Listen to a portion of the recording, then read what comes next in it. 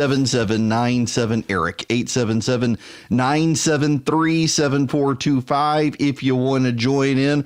Well, the coronavirus situation continues to spread. The Dow Jones Industrial yesterday just down 1,031 points, wiping out all the yearly gains, all this year's gains.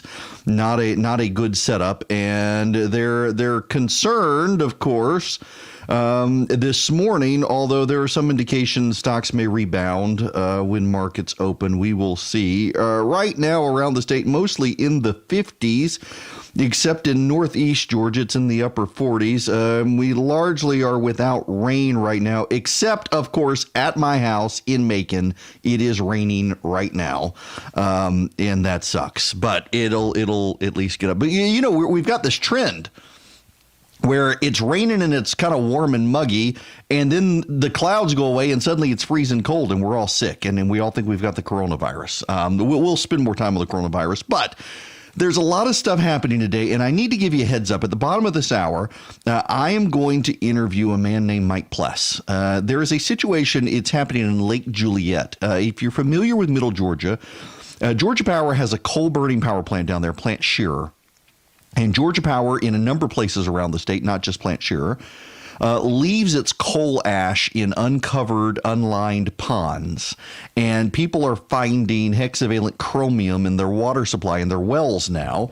And they say it's Georgia Power because there are no linings. Georgia Power says that the limits are far below what the EPA says, and that it might be naturally occurring. And there's been a back and forth. There's legislation involved now in the state legislature. This has completely thrown the state legislative session for a loop. They weren't expecting to have to deal with this issue, and suddenly they are. And I want to spend some time. I want to talk to Mike Pless. We've reached out to Georgia Power to get someone from Georgia Power to come on and talk about it. So stick around for that. Right now, though, I want to get into the Democratic campaign to some degree. David Perdue, the senator from Georgia, was on Fox News and had this to say about Bernie Sanders being the Democratic nominee. Well, we have every opportunity to get the House back. I mean, Bernie Sanders is a gift to the Republican Party and the economic turnaround that President Trump is executing right now. Look, we have the greatest contrast that America has ever had, I think, between two potential presidents here. On the one hand, you've got Donald Trump, who is executing the greatest economic turnaround in U.S. history. On the other hand, you've got Bernie Sanders, who's lived off somebody else his entire life, promising free stuff. Promising free stuff to everyone, yes. And Bernie Sanders has been in government for a while doing this, and it's starting to come back and bite him. For example, he had a town hall with CNN last night, and he can't help but flub some things he shouldn't flub, and Democrats are a little bit concerned with it. Now, interestingly enough, Bernie's support overwhelmingly comes from college-age kids who were not alive in the 80s and early 90s with the fall of the Soviet Union. They have no recollection of the Cold War because they were born after it. And those who have any recollection at all of the Cold War are put off by Bernie Sanders, frankly. In fact, it shows that the older voters have real concerns with Sanders' positions on these things. Older voters tend to vote in larger numbers than younger voters. That's problematic for the Democrats. Here's Bernie defending his position on Cuba, who represent Cuban Americans in Florida. Obviously, you got to win there. They're attacking your comment as absolutely unacceptable, singing the praises of a murderous tyrant. Response. The response was when Fidel Castro first came to power, which was when? 59? Does that sound right? 59-60. Okay. You know what he did? He initiated a major literacy program. There was a lot of folks in Cuba at that point who were illiterate. And he formed the literacy brigade. You may read that. He went out and they helped people learn to read and write. He helped people learn to read and write. Y'all, do we really need to do? By the way, I do have to say there is some real irony here that the media offered glowing praise to Barack Obama wanting to resume relations with Cuba, and the nice things that Obama said about Castro. I mean, you may not remember this, but just a couple of years ago, Barack Obama wanted to start trading with Cuba, said we had done it so long one way, it was now trying to do something new, and look at all the good that the Castro brothers had actually done in Cuba, and the media praised him. But now suddenly Bernie Sanders said it is, oh my goodness, we can't do this. And then Bernie did something else audacious. He defended China. Including Nicaragua, including Saudi Arabia, including China, including Russia. I happen to believe in democracy, not authoritarianism. But, you know, you can't say China is another example. All right, China is an authoritarian country, becoming more and more authoritarian. But can anyone deny, I mean, the facts are clear, that they have taken more people out of extreme poverty than any country in history? They've taken more people out of poverty. How about it was the Americans sending so much of our manufacturing to China, iPhones and the like, that it's actually us who helped elevate the Chinese out of poverty. You know, it was actually Deng Xiaoping, I think his name was, who decided that they needed to embrace a fusionist model in China of Western capitalism overseen by the Communist Party. So they've embraced aspects of capitalism to elevate people out of poverty by rejecting some of the Mao Zedong Cultural Revolution aspects of communism. The Stalinist components they rejected. But Bernie's not going to see this. Y'all, here's the thing, and this is what I'm so amazed by. In November, if Bernie is the nominee, and I want to spend a little bit of time on this, if Bernie Sanders is the, well, I mean, for that matter, if Mike Bloomberg is the nominee, but Bernie possibly, and I want to explain my thinking on this, millions of Americans are going to vote for a man they hate to stop a man they loathe. And I mean that on both sides. You're going to have a bunch of Democrats who hate Bernie Sanders who will vote for him to stop Donald Trump. And you have a bunch of Republicans who hate Donald Trump who will vote for him to stop Bernie Sanders. In fact, I know a lot of people who, like me, did not vote for Donald Trump in 2016 who will crawl over broken glass for the man in 2020 to stop Bernie Sanders. And I actually know fewer Democrats who already, I mean, most of the Democrats, I know they're going to vote for whoever the Democrat is. They hate Trump so bad. It's the people who sat on the sidelines in 2016. Those people are a problem for the Democrats because they couldn't bring themselves to vote for Hillary or vote for Donald Trump. And here comes Bernie Sanders. You got 4 years of Donald Trump. He's really not that bad. He's done some very good things. He's deregulated. He's done great on judges. He passed tax cuts. He has been better in foreign policy than a lot of people expected him to be. And so he's no longer the hypothetical that he was in 2016. And in no longer being the hypothetical he was in 2016, he actually he's done good work. And Bernie Sanders is a man who for 40 years has advocated socialist, communist policies. Let me read you what I wrote in February of 2016. This is me writing February 22nd, 2016. When I wrote in National Review that I was against Donald Trump, I said I have maintained since his entry into the race that if Donald Trump is a Republican nominee, I would support him. No longer. Donald Trump believes the federal government should fund Planned Parenthood. Donald Trump believes there are good things that the child killers do. What is more damning is how so many who are willing to be compromised by Donald Trump. For 8 years, the conservative movement compromised itself as a wing of George W. Bush's Republican Party. The movement became ill-defined, and conservative became a synonym with Republican. Already, we're seeing pastors and religious leaders compromise their integrity to vote for Donald Trump. Jerry Falwell Jr. has joined the horrors of Moloch, defending Trump's Planned Parenthood statement on Twitter. Falwell presides over an institution that expels students who have abortions, but is willing to give positive lip service to Trump, saying there are good things Planned Parenthood does. If Donald Trump were elected president, there would be members of the pro-life movement who would compromise their convictions for access to power. If Trump were elected, portions of the conservative movement would compromise the movement to be 1 degree from Donald Trump. The intellectual institutions on which we made our case for limited government and freedom would crumble. And on top of it all, the oligarchs would do just fine. They would coddle and humor President Trump, a man of mountainous ego, and get their way, while the very people Donald Trump promises to help would get table scraps. You know, some of that's true. There are conservative institutions who are suddenly full-throated for tariffs after years of saying they were bad. There are conservative institutions who no longer care about the size and scope of the federal government because they're in charge of it. There are religious leaders who will defend anything the president does. But, you know, my big concerns were that the president would actually compromise on life with Planned Parenthood. My big concerns were that Donald Trump really was a pro-abortion liberal who, once he got in office, would be a pro-abortion liberal and would have pro-lifers actually say, oh, no, he's actually doing some good stuff. No, it turns out I was wrong on that. I was wrong. Thankfully, I was wrong. He got elected and he's been great on life. He's been great on these issues. Donald Trump is not the hypothetical now he was in 2016, but neither is Bernie Sanders. Bernie Sanders has been consistent for 40 years. Bernie Sanders has been defending communists for 40 years. Bernie Sanders has been defending communist dictatorships for 40 years. Bernie Sanders has been writing all this crazy stuff for 40 years. He's been as consistent as in office Donald Trump has. So I got to tell you, there are a number of people out there who call themselves conservatives and say they're going to save the conservative movement by voting for Bernie Sanders. I think if you're voting for Bernie Sanders, full stop, you cannot call yourself a conservative. I think you can look at both sides and say, no, character still counts. I still firmly believe character matters. I cannot vote for Donald Trump. I'm not voting for Bernie Sanders. I'm just not going to go vote. I think that's a reasonable position. I disagree with you, but I think it's reasonable. I think it is insane. And by the way, I agreed with that position in 2016. I voted third party in 2016. But, I said character counts in 2016. I'm not going to vote for either of these guys. And over 100 million Americans disagreed with me. Now, I can still maintain character counts and sit on the sidelines because I do have problems with the president's character. But I think that the president has done enough good that he has earned my vote.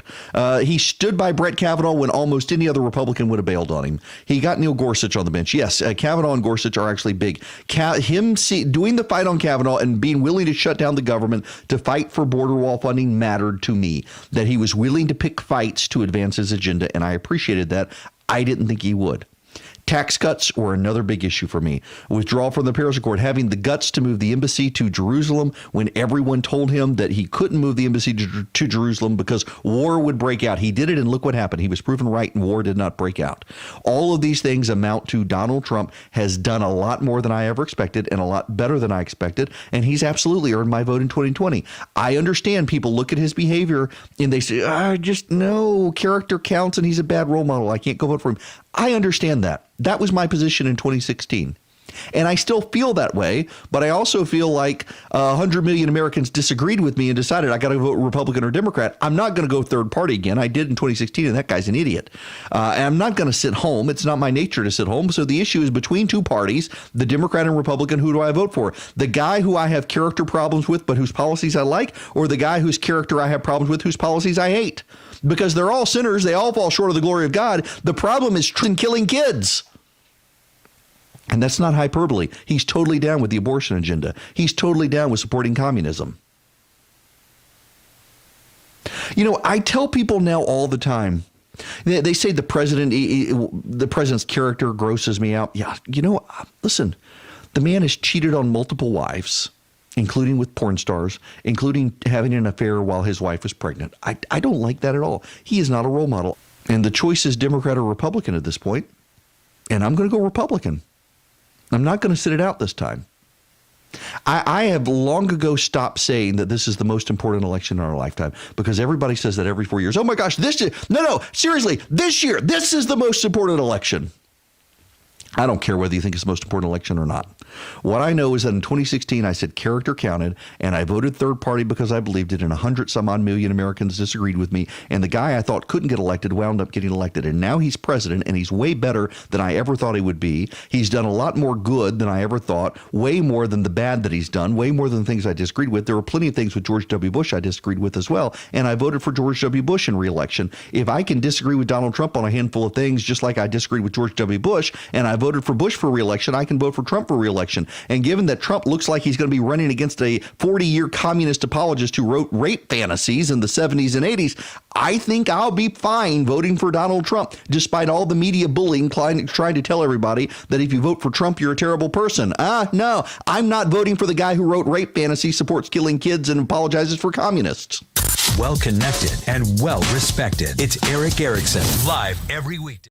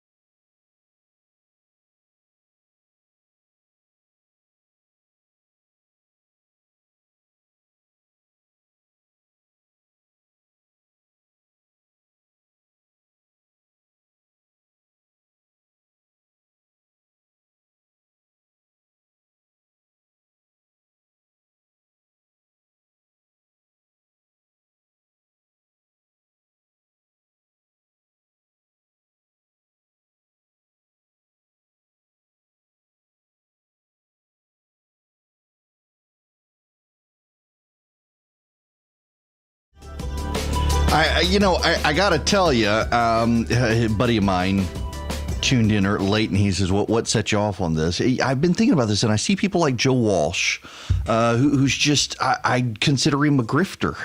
He was a Tea Party congressman who was all about humping Trump's leg until he wasn't, and now he wanted to run against the president, and now he's out there saying that to save conservatism, you got to vote for the socialists to stop the populists. No, listen, I understand people deciding to sit it out. I actually do. I may disagree with them, but I understand it. You hate them all. There's actually, for all of the Democratic, I've mentioned before that between 2016 and 2018, Democrats in Georgia registered 980,000 people to vote. Let me say that again. Between 2016 and 2018, between Hillary Clinton and Stacey Abrams, Democrats registered 980,000 people to vote in Georgia. Less than 100,000 of those people who registered to vote actually turned up and voted in 2018. Abrams was only able to improve over Hillary Clinton's margins by about 40,000 votes. Now, that is significant because in off-year elections, typically the vote is less. But Abrams improved over Hillary, which is actually an indication of just how bad a candidate Hillary Clinton was, even here in Georgia. But of the much touted 980,000 people who registered to vote, less than 100,000 of those people registered actually turned out. The Atlanta Journal-Constitution actually went out and found a lot of those people who were registered to vote and then didn't show up. They took the time to register to vote, but they didn't actually go vote. Why? And the AJC, Atlanta Journal-Constitution, wanted to do some interviews with those people. And what they found is that a lot of them, one, didn't know they were registering to vote, or they went through a process that registered them automatically. Like, for example, when you go get your driver's license, you get registered to vote under the motor voter bill. But these people had no intention of voting. Many of them hate all sides. They're like, it's all gross. I want nothing to do with it. I'm not going to go vote. Just leave me alone. And that's an understandable sentiment. There are countries in the world, Australia, I believe is, I know Belgium for certain is, where you get punished by the government if you don't go vote. You actually get punished by the government. Now, I actually have a friend in Belgium who, because he doesn't want to get fined by the government for not going to vote, he shows up at the voting booth and gets his ballot and doesn't actually vote for anyone because he doesn't like any of the politicians. But he doesn't want to have to pay money for not voting. But there are countries that do that. I'm opposed to doing that. People say, oh, it's healthy to get people to go vote. No, actually, you're choosing to vote by not voting. And I don't think that I don't think we should punish people for that. I think that there are plausible reasons people have for deciding I hate them all. And in having plausible reasons for hating them all, there is a rational basis for people to say, no, not me, not my guy. I don't like any of them. A pox on all their houses. I think it's plausible. But I wonder, I do wonder, when you have a guy like Bernie Sanders, will any of those people get off and say, hey, I don't like any of them, but I really hate socialists. I really hate communists. This nation is against communism. I better go vote. Listen to John Avalon covering Bernie Sanders' Oppo research on CNN. Add to this, Sanders' now infamous honeymoon in Moscow near the end of the Cold War, his praise for the Soviet Union's public transportation and youth programs, while somehow never finding time to meet with Nobel Prize-winning Russian dissident Alexander Solzhenitsyn, who lived in Vermont at the time. It may speak to Sanders' general sympathies at the time. Now, I'm not even getting into Sanders' 1970s advocacy for nationalizing most major industries, or his since-renounced call to abolish the CIA, or his assertion to a Vermont high school students in 1972 that some U.S. action in Vietnam was, quote, almost as bad as what Hitler did. I'm simply pointing out that Sanders' vision of democratic socialism has extended far beyond the Danish-style welfare state, as he likes to claim. And you can bet that's going to be an issue in the general election if his opponents don't make it one in the Democratic primary. And that's your reality check. Well, the question is it too late for the Democrats to make it a point in the Democratic primary when on Tuesday, a week from today is Super Tuesday, a third of Democratic delegates will be chosen and Bernie is expected to win most of them. Will it be too late to stop him? And the funny thing is, watch all the Democrats get on board with Bernie Sanders after this is done. They'll all get on board and they'll love it. They will champion him and they'll still call you a hateful bigot for backing Donald Trump. When we come back, I want to shift gears. There's a big story in Georgia. It's consuming the legislature in ways they didn't expect. Plant Shearer, a Georgia Power coal plant in middle Georgia, there's a coal ash pond, and residents say it's leaching chemicals into the groundwater and the well water, and it's become a big thing in the legislature. I want to discuss it with some of the residents.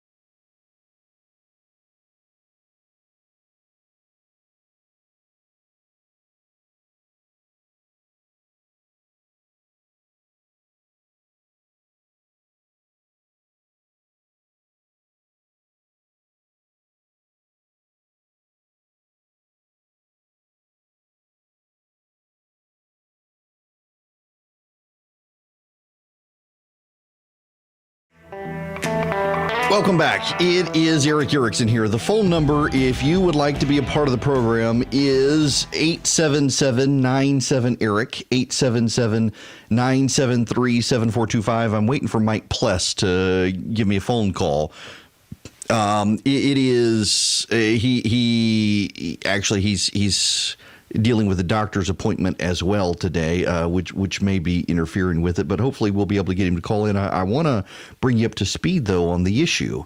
And the issue is it looks on its surface, it is a middle Georgia issue, not a statewide issue here in Georgia, but it actually is, because Georgia Power has a number of coal-burning power plants around the state, not just Plant Shearer in middle Georgia.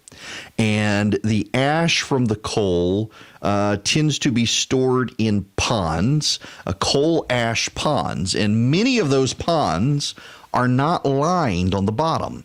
For example, if you dispose of your garbage, your trash heap needs to be lined. Your county municipal garbage dump needs to be lined so that debris and materials don't sink into the groundwater. And a lot of coal ash ponds are not lined, and minerals can leach into the groundwater. Now, joining me, Mike Pless from the Lake Juliet area. Mike, thanks so much for being with me. Oh, thank you for having me on. Yeah. Now, this issue, I was just explaining to the listeners before you called in. It appears to be a middle Georgia issue, but it is suddenly taken over the legislature, and it's actually a larger issue because there are coal ash ponds around the state that are unlined. And I wondered if you could, just for the listeners, kind of explain what's happening up to your well in your area in Juliet, Georgia. Okay, well, yeah, you're absolutely correct. I live here in Juliet, and my wife was born and raised here, and actually a couple generations living up here. So I've been imported in, but we are actually talking about Ash Pond 1 at Plant Shearer. But there is a much bigger view, so we may be myopic in looking at this particular place, but we need to bear in mind that this is an industry-wide issue, and it goes all the way across the United States. In fact, it's a global issue because any coal-fired electric generating plant has coal ash as a byproduct, as a waste product. And what they do with that coal ash has everything to do with the environmental integrity around them. So we're just focusing on this one, but it does, you're right, it goes across the state. So now, what is happening in Juliet? Okay. So what I find is that when you take a very, very complex issue, one that you may not be familiar with, before you can learn something new, you have to attach something you already understand and know. Mm-hmm. Most of us here in the South understand what happens if you were to take a gallon jug of tea or water and set some tea bags in the top of it, close the lid, and then you don't even have to close the lid. Just set the tea bags in the top of it, sit out in the sun, and just wait. And we know what happens. The tea does not leave the bag. The tea leaves stay in the little bag, but things leach out of it called tannins, and it colors our water. And we have a little flavor in there, and we add a little sugar to it, and we have sweet tea. Well, fundamentally, that's exactly what happens. We just put it on a larger scale, and we can't see the water in the under the ground, which would be like in the gallon jug. But essentially, that's exactly what's happening. They've got coal ash, we've got tea. They set it in the ground, we set it on top of our jar. Add water, and all of a sudden stuff starts seeping out of the bottom of the coal ash, and it gets down into the groundwater. We stick a straw over here a mile away, 2 miles away, and we draw water out of the ground. We're thinking that it's been filtered by the ground, it should be clean and clear, and historically it generally has been. But what we don't realize is that the stuff that's been seeping down into the groundwater underneath that coal ash pond does not know Georgia Power boundaries, and it just simply goes where it goes. And over here in Juliet, we don't have any option for other water sources other than our wells. So we're unknowingly drinking this water that is to one level or another contaminated by what Georgia Power has been letting seep into the ground. Well, what is I know there was a movement in the past to bring city water from Forsyth or elsewhere in Monroe County or even Macon up to Juliet. And at the time it was resisted, I think, in the late 80s, early 90s by people with wells. Is there any movement of the county up there to bring in pipes? Well, there is talk about it again, and the problem is there is a practical reality that has to be dealt with, and that is the cost of it. So that will always slow down progress in a particular area. If the cost is prohibitive or perceived as being prohibitive, then that'll slow it down. But there was some progress made back, I'm going to think around maybe early 2000s, and water lines were brought considerably into the county from south up to Highway 18, 87 intersection in that area. And some were brought further out from Forsyth towards Juliet, down Juliet Road, and some water lines were run further from the north down. But they all failed to reach Juliet because of the cost and because, the seeming issue is somewhat resolved. Then you also have the part of that American mindset that says we're independent, although we're seeing less and less of that these days. Right. Where people expect for the government to be to take care of them. But a lot of people, especially people in rural areas who just work hard for a living and provide for their families, they take a certain level of pride of being independent. And historically people have assumed that the ground does a good job of filtering their water, and so they want their wells. They don't want city water. They don't want to pay for city water. They'll pay and maintain their own pumps. Well, draw water. I know that there are a couple of people I've talked to in the legislature, and I'm sure this is Georgia Power's position. I'm trying to get one of their guys on as well, but I've seen this quote out there that the hexavalent chromium that's being found in the water is well below EPA standards up there, and how would you respond to that?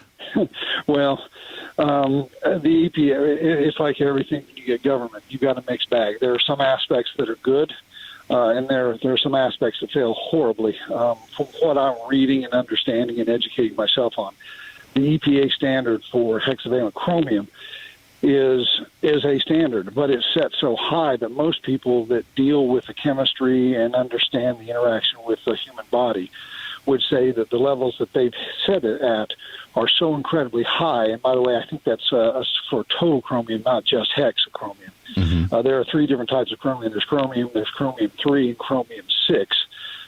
This chromium-6 is what we typically call hexavalent chromium. And the total chromium is like at 100 parts per billion. And that's so high, if we're talking about hexachromium, that the people would be dropping like flies if they were ingesting that on a regular basis. So it's a little bit misleading. Of course, those who don't want to do anything about a problem like this will, of course, lean on that fact and say, well, look, your wells are showing so much lower, a tenth of that perhaps. What are you crying about? Listen, this is a standard the EPA says is safe. No, the EPA just set a standard. They didn't ever say that that's safe. They just set a standard in that particular area because they didn't necessarily know a lot about it. And compared to other things on the list, I don't know the methodology or the rationale, but it would appear that some of the things on the list are set at that level, and that may be okay. And they just set that at that arbitrarily, it looks like. Mm-hmm. But, so, to use that, it's just like we all know. There's what Mark Twain say, there's lies, damned lies, and statistics. Well, so we can use the numbers to justify our position no matter where we're at.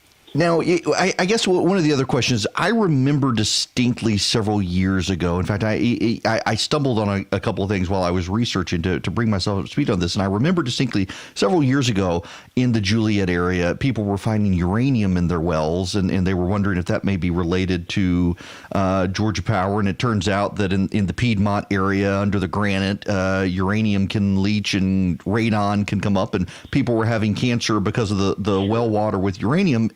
But that led me to a thing. I guess it was Duke University, which suggests that some of it may be naturally occurring. I mean, can we decide whether or not it's Georgia Power, or is it naturally occurring chromium? Well, I think the article you're referring to is by I believe you pronounce his name Avner Vangar, and he and his team did research primarily in North Carolina area. And you're correct. In the Piedmont rock strata, there is a lot of fractured rock, and there between water and rock interactions, there can be some naturally occurring levels of hexavalent chromium. And if you look at it, if you read the article and get into the depths of it, and if you're not scientifically minded or whatever, which isn't a bad thing. I went to law school, just so you know. Yeah, okay. You can look at that and your eyes can start glazing over. But if you stick with it and look through the information, what he's saying is that it may be naturally occurring, but in the areas where he was around coal ash ponds, the elevations were higher than the surrounding area. Mm-hmm. But beyond that, there's also a coal ash fingerprint. Certain elements that leach out of coal ash will also be present along with hexavalent chromium. His article does say that it is alarming that if, from what their data was indicating, that there could be large percentages of the population that are exposed to unhealthy levels of hexavalent chromium that are naturally occurring. And this creates a little bit of a problematic thing for municipal water suppliers if they're not, filtering for that and the expense related to that. And it's not really saying anything other than what it is, and that is these are unhealthy levels that people may be being exposed to. But that does not mean that, like, if we test our waters around here, and that's been a little bit of a weakness I've been concerned about, is that if the only thing we talk about is hexavalent chromium, that may get attention because of the Aaron Brockovich case out in California. Right. But it focuses on hexavalent chromium, and then the conversation becomes about the validity of hexavalent chromium, and we start ignoring the other things that are also in the water that are not naturally occurring, like strontium and vanadium, and those are things that come from coal ash. Mm-hmm. All right, and now, have those been found in the water up at Juliet, too? Oh yeah, absolutely. Wow. Yeah. I have a shallow well and a deep well, and they were tested. The results came back this past October, and I'll be honest with you, I was a little bit skeptical at first, and so what I needed to do is actually research for myself to find out, am I seeing the same information no matter where the source is coming from? Mm-hmm. Am I hearing the same sort of information, kind of get a consensus of, okay, well, I know these people are slanting their information in this direction, and these people are slanting in that direction, but if I'm hearing the same basic information, it's probably just two different people, two different opinions are slanting the information to support their position. Mm-hmm. But that doesn't change the validity of the information. Now, so what would y'all like the solution to be up there? Because, it looks to me like if we've already got groundwater contamination, and if it's not naturally occurring, if it is from the coal ash pond, there's damage already done. So what should the solution be from your vantage point? Well, it becomes complicated because there's obviously a short-term issue, but then a much longer-term issue. The longer-term issue would be it's well known. The energy industry has known since back in the 1880s when these things first started up that coal ash is bad stuff. They were early on. The first coal-fired plant was in the UK in 1880. 1900s, it was over here in the U.S., and they already knew that if you breathe the coal ash that's blown up by the air, or as you're transporting it out to the dump in the back of the plant, it kills people. It messes them up. Sorry about that. It messes them up. Mm-hmm. And so they needed to stop it from flying around, so they wet it down. Well, that's a great solution. We all know that would work, even with the fireplace ash that comes out. But it created a different problem, a more insidious one, where it seeps down into the ground when you end up having a bunch of this stuff piled up. Well, the industry's known about this all along, but they have suppressed that information because it would not be to their advantage to have to do something else with it. It sure is easy just to dig a pit and put it in there and keep it wet. It wasn't until 2015, after the Kingston Dam break and the Dan River pollution area, EPA actually came out with some level of requirements for how to handle coal ash. Mm-hmm. And that has been the first time that there's been any legislation at all. So when you say, when a company says, well, listen, we're in full compliance with all local, state, and federal laws, that's easy to say because there essentially have been none. Mm-hmm. And the ones that there are debatable, and they keep fluctuating back and forth as to how well they'll be enforced and whether or not they can get extension, et cetera. So, I try to keep making things come back to the simplicity because we always get drawn into the details. Right. And simplest way to understand it would be, let's take me. I want to change my diesel truck oil, 15 quarts of oil. I'm not allowed to just dump that into the ditch behind my house, because everybody knows, and I agree, that that is going to run off and it's going to pollute the water sources at some point, and my neighbors aren't going to appreciate that, and it's not good stewardship of the environment. See, I don't have a right to do what I want to if it damages the environment and somebody else's issues. Well, in the simplest form, we understand that, but Georgia Power apparently feels that it's okay for them to dump 1,000 tons of coal ash into a pond that's built on top of an open aquifer, and it's okay to pollute the groundwater for perhaps miles around, and that's okay. It's not. Nobody has a right to do that, and the other thing is understanding that regardless of the amount of pollution and the different levels of quantities of those different components that might be found in my well water compared to somebody right down the street, we all know that people are impacted differently by different things. I know people that have smoked like chimneys all their life and they've never had lung cancer. Right. And then I know other people that have not even smoked and they get lung cancer. So on the surface, you'd think, well, there's no rhyme or reason. But going back to the simplicity of it, I'm concerned that the short term is people around here need an alternative source of clump that indicate it's from coal ash pollution. Proving that will be one thing, but the fact of the matter is there is contamination. So in the short term, people need access to clean water. Right. That's a short-term issue. The long-term issue is finding out where that pollution is coming from definitively, and I strongly suspect that it's from Georgia Power's Ash Pond 1. It's online, in contact with the aquifer, and contaminating the aquifer, which we all drink out of. Getting them to do the right thing, I would love for them to be able to recognize, look at what's going on with Duke Energy, look what's going on with up in Virginia with theirs, and see the handwriting on the wall, and that is, as more light has been shined on this issue, the power companies have had to do a best. It's the safest thing we know of to handle it.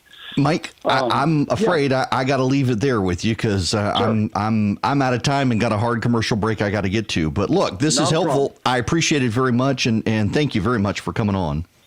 You're welcome. Absolutely. I also I'm getting somebody from Georgia Power to come on as well. I want to get both sides of the story for you guys at the top of the next hour. John Kraft from Georgia Power is going to join me as well. But thank you very much to Mike Pless for giving the take for the residents of Juliet in Georgia. This issue consuming the legislature right now, and we'll have Georgia Power on at the top of the next hour to get their take. National connections, local focus.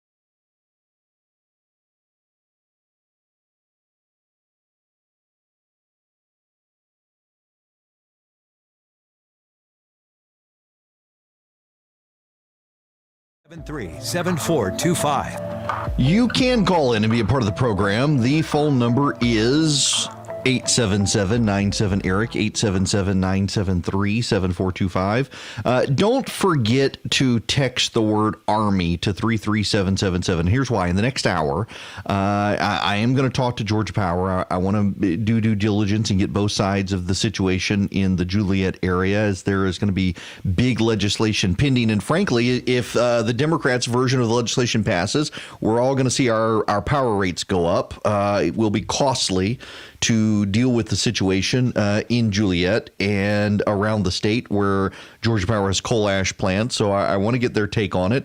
But the big issue, there is a legislation pending in the legislature, Senator Bill Heath, who's retiring, that would allow churches to designate individual church members to be armed in church services. Under current legislation, churches can allow congregants to carry weapons if the churches choose. There are a lot of churches that have chosen not to do that, not because they don't want it, but because they want to be able to designate who in the congregation is allowed to have them. So Heath is seeking to change the legislation to make it clear that churches can designate groups of people to be armed in order to expand the number of churches that allow people to be armed. And there's another bill to deal with reciprocity, to allow anyone in Georgia, regardless of which state they're from, to carry a gun. You want to text Army to 33777 to reach out to the legislature and support.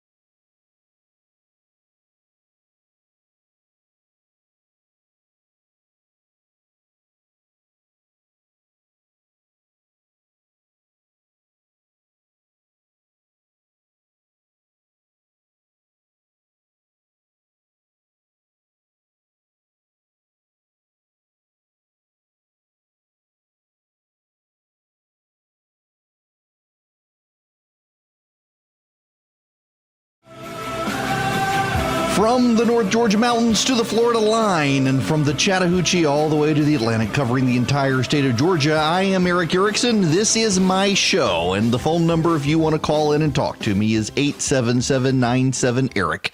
That translates to 877-973-7425. In the last half hour, I talked to Mike Pless.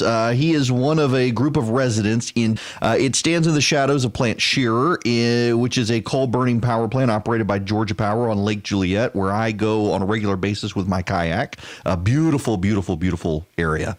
And the residents there have found chromium in their water, and they are blaming Georgia Power. There is some research to suggest it may be naturally occurring.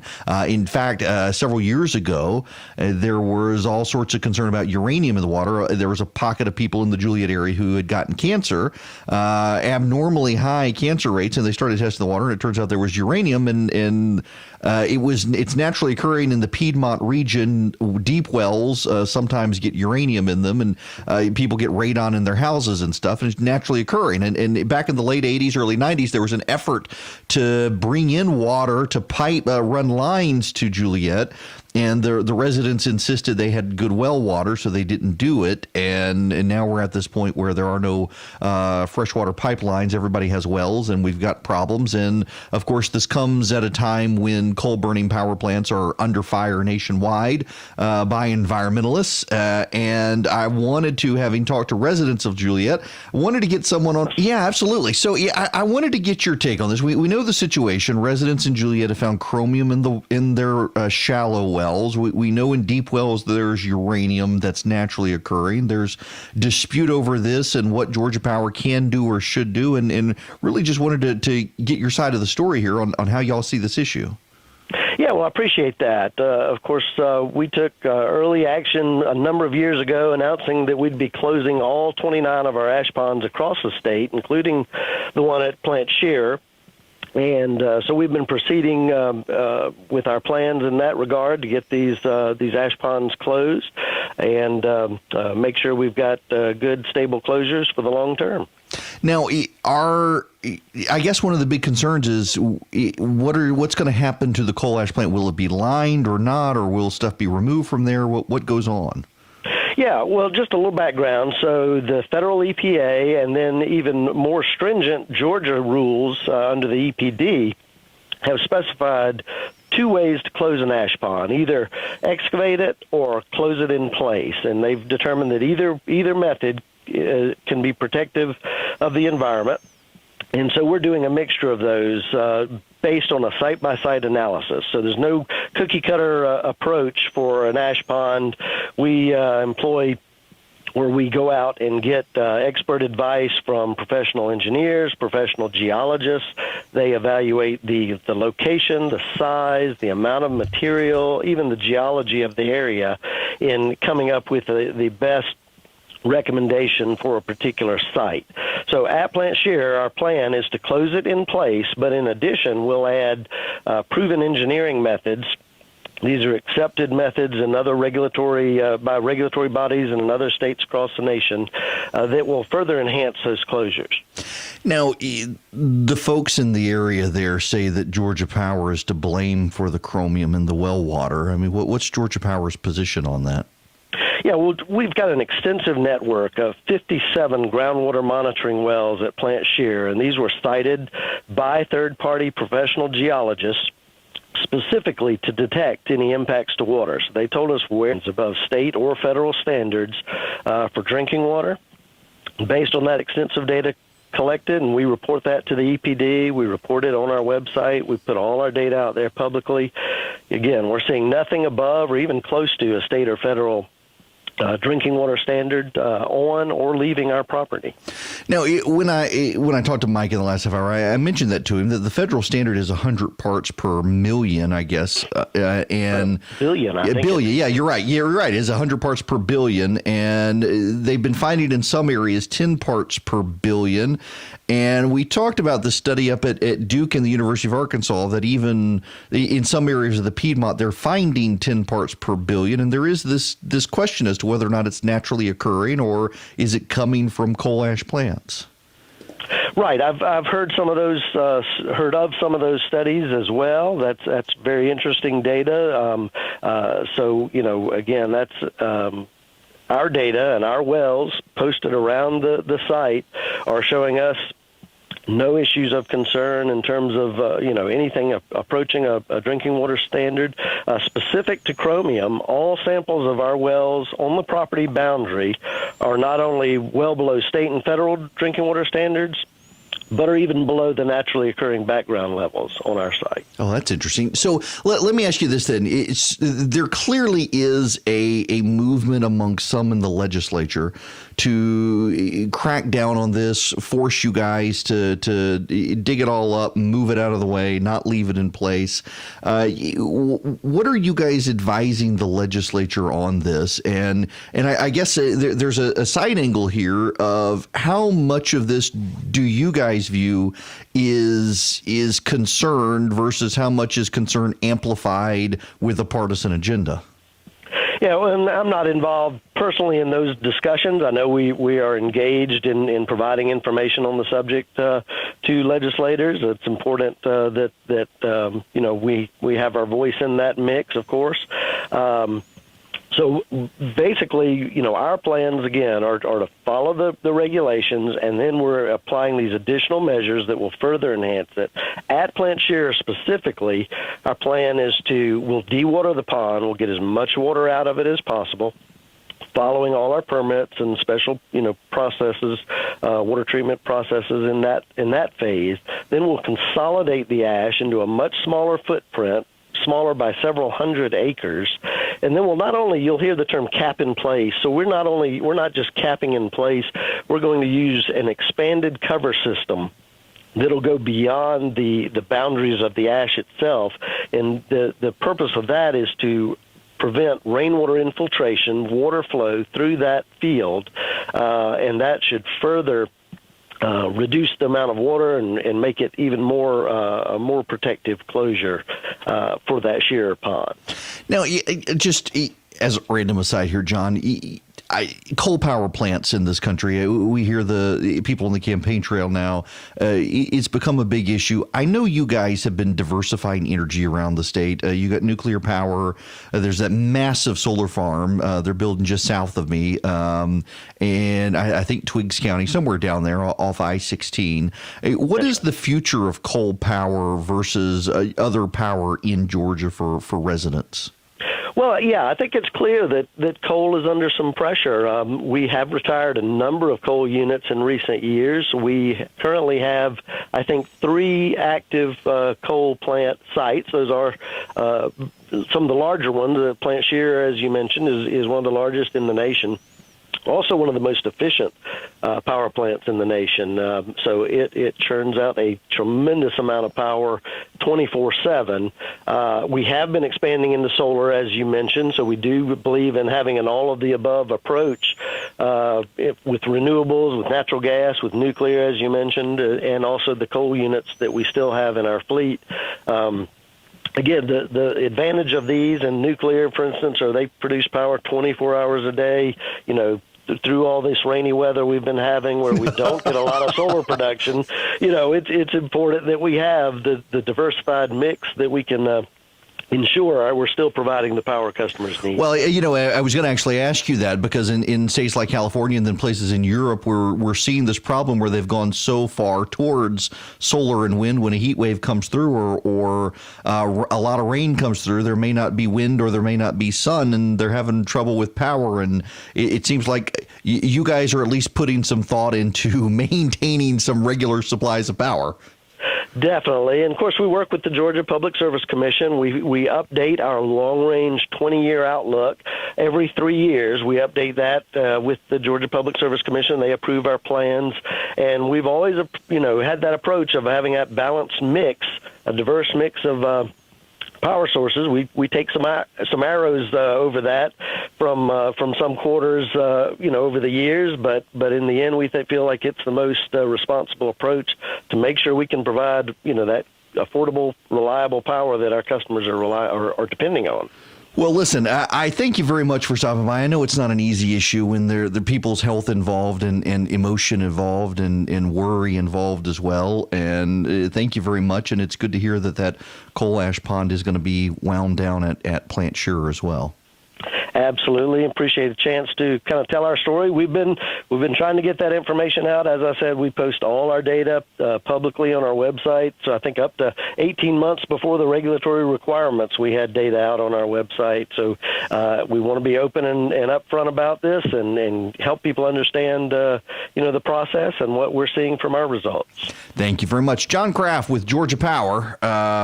Look, I wanted to get both sides. It is a difficult issue. You're dealing with people's health. They had the uranium issue in the same area a while back with the wells, and so people obviously are on edge. And now there's the chromium issue in the Piedmont area, and whether it's naturally occurring or Georgia Power. And I get the concern of people when you say, well, it's well below what the EPA said. The EPA standard, it's 100 parts per billion. And in some of the wells, they've been finding 10 parts per billion, which is way less than the standard. But do you want to drink the water is a question. And then there is the emotional issue of, can we separate out? Is it the leaching from Georgia Power? Is it naturally occurring? Is it a combination of the two? And what can be done? There are efforts now to get Georgia Power to the Democrats in Georgia have a plan to require that they get rid of the coal ash pond altogether.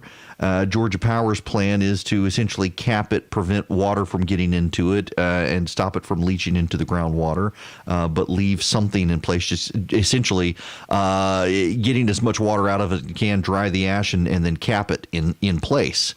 And then, of course, there's the environmental concern there of, on top of the emotions of the people in places like Lake Juliet, there's also the side agenda of some who want to shut down coal power plants altogether, which may not necessarily be the best idea. As John Kraft said, it is an inefficient plant. And then, of course, you got the people who aren't sympathetic at all to those who live there and say, well, you can move. But that's not necessarily realistically true for a lot of people. And some of them, they've been there for a very long time. They don't want to move. It's a beautiful area up there. Lake Juliet is a gorgeous, gorgeous area. Frankly, I wish I could buy land on the lake, but Georgia Power owns all of it. It's gorgeous. I'd love to take my kayak up there. It is a difficult, difficult situation. And I wanted to make sure everybody got their side of the story out on this, as the legislature, believe it or not, this has thrown a complete curveball to the legislature. They were not looking at having to deal with Georgia Power issues this year. They were looking at the budget, and they were looking at adoption reform and a couple other issues.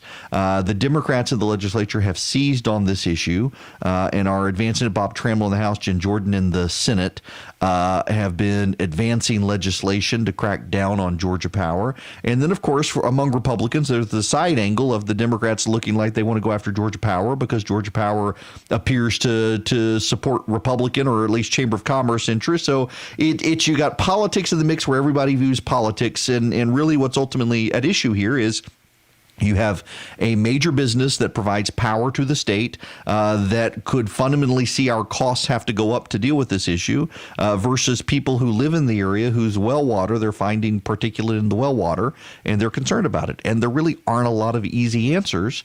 And there's still a lot of questions between naturally occurring and from the well water from the plant. And it's a mess. They pay me to tell the stories and to keep you guys informed. I am not in the legislature. I will not offer the solution, but good luck to the legislature for having to deal with the issue. Well connected and well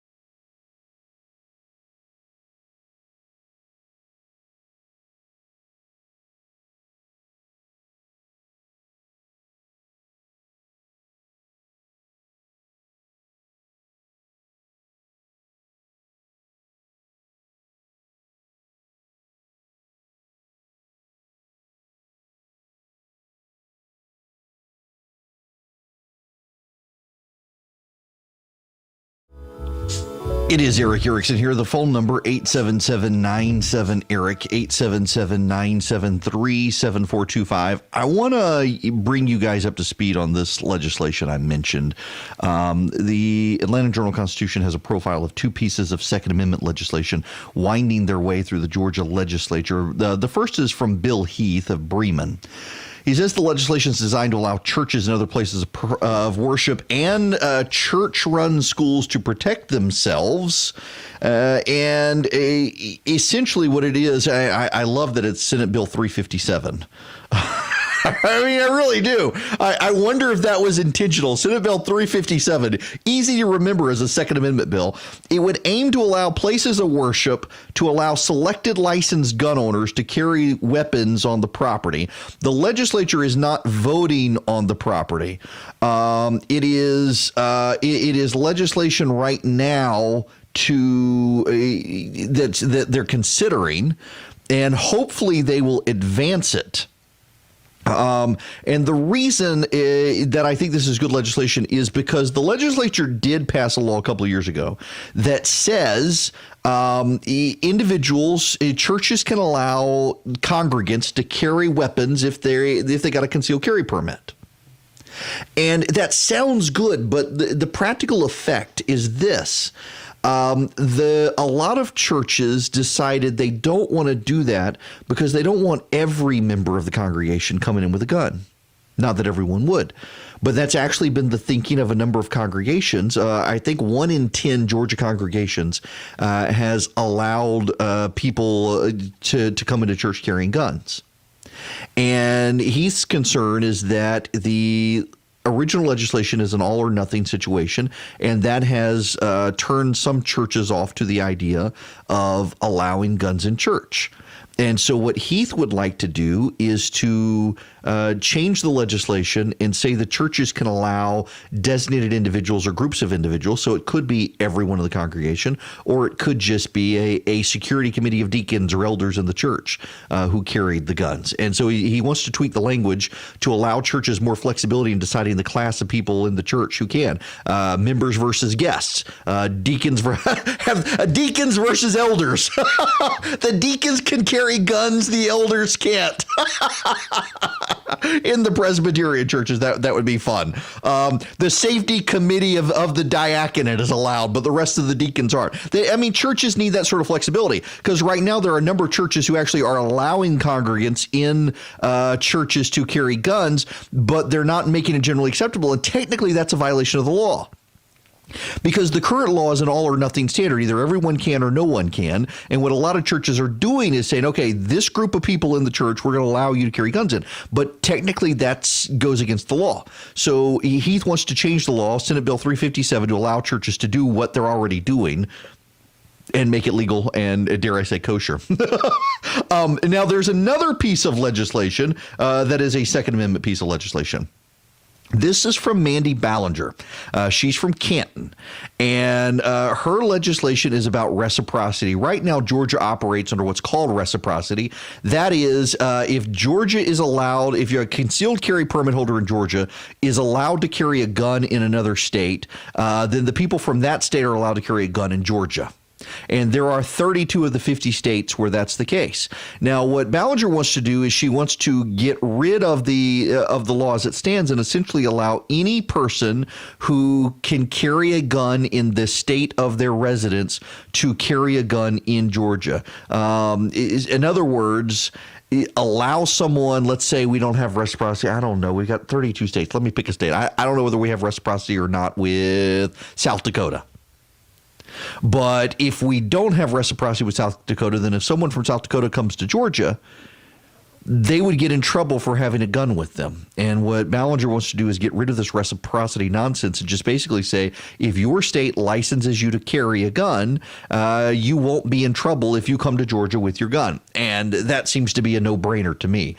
But the legislature is dragging their feet on this. There are some hesitation, some apprehension of doing any of these reforms. They're kind of no-brainers to me, but you're probably going to have to mobilize a base of people around the state of Georgia to get this stuff done. And I want to make it easy. You know, I've got my activist portal. If you text the word Army to 33777. I haven't done it yet, but I intend to set up an action alert so that conservatives around the state and their friends can call the legislature and have them tell them to support Bill Heath's legislation, 357, and Mandy Ballinger's legislation on reciprocity, expanding gun rights in the state of Georgia, and also helping a lot of churches who want to do this. They just don't want everybody coming in with guns. So text the word Army to 33777, and I'll get you engaged and set up to go. When we come back, we need to shift gears now to the presidential election. There is a debate tonight in South Carolina. Mike Bloomberg set off the campaign trail to do some debate prep, and Elizabeth Warren has a new attack ad against Bloomberg. Why is she attacking him? I'll explain when we come back.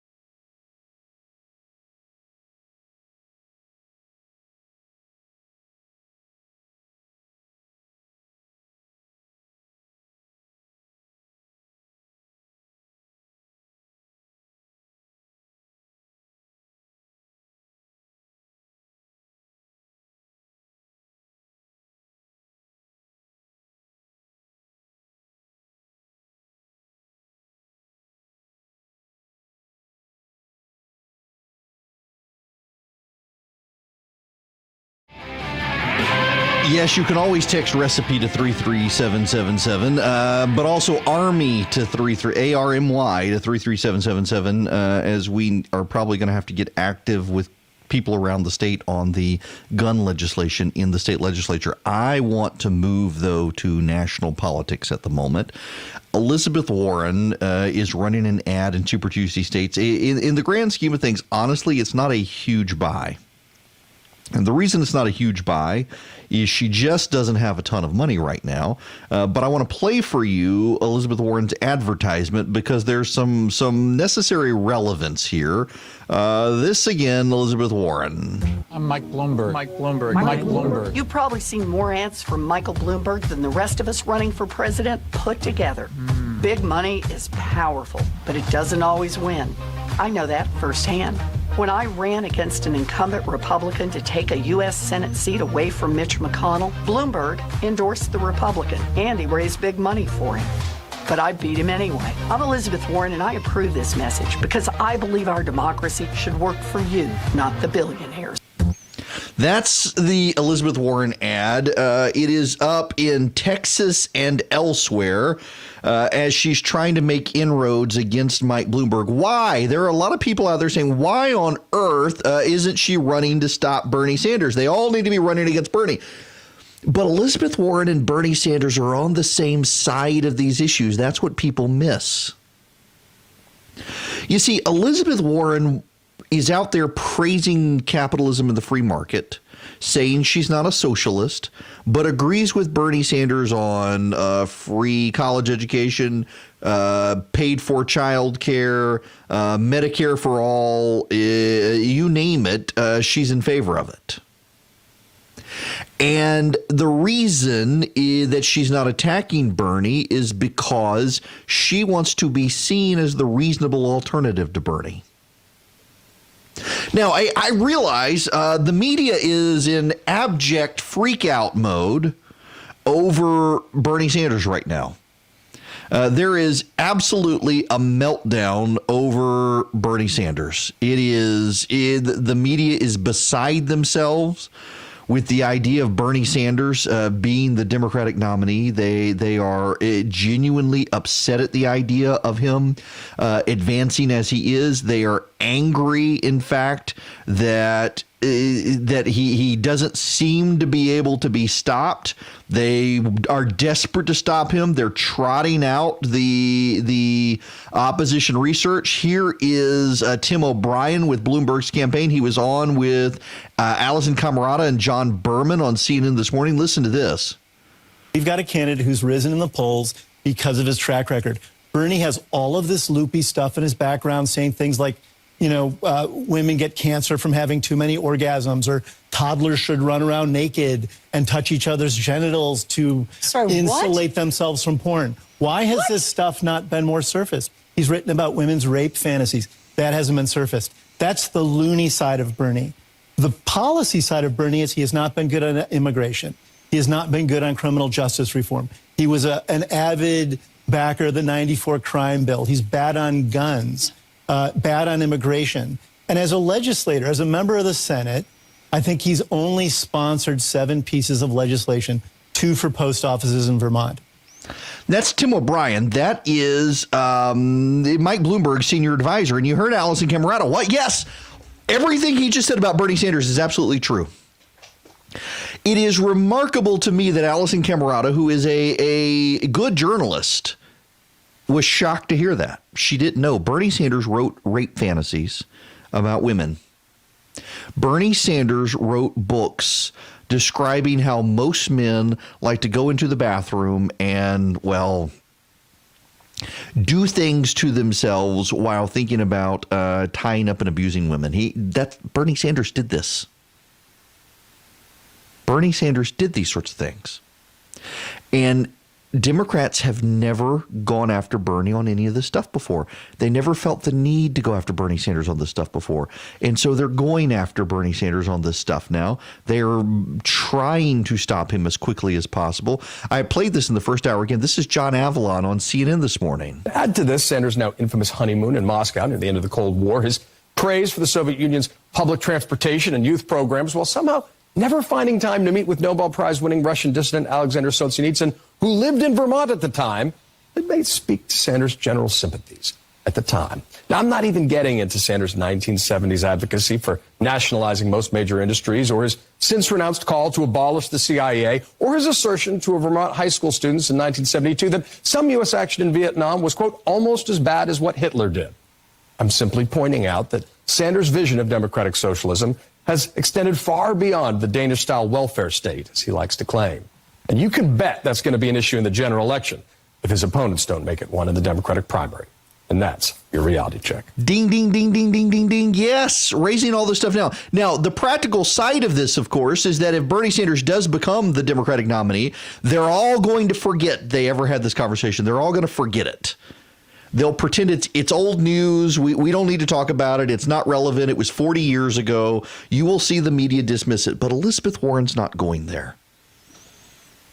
And that's starting to make reporters mad. Here's the thing. There's a Democratic debate tonight. And the media has been trying to make Elizabeth Warren happen forever. And now, who is doing I have no idea. Let me see. South Carolina Democratic debate. Well, who is doing the debate tonight? It is CBS. It's a CBS debate. Nora O'Donnell, Gayle King, Margaret Brennan, Major Garrett, and Bill Whitaker will be doing the debate from 8 p.m. Eastern to 10 p.m. Eastern. They'll be doing the debate. Okay, they'll be doing the debate. Some of them like Elizabeth Warren. And see, this is the problem. Everyone wants the Democrats to come after Bernie Sanders. Everyone wants everyone to attack Bernie Sanders.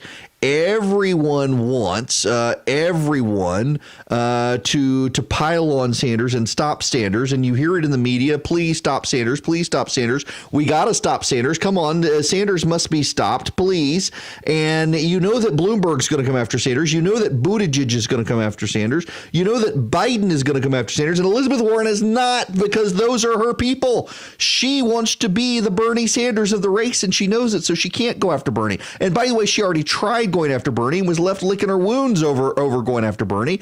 It ended badly for Elizabeth Warren.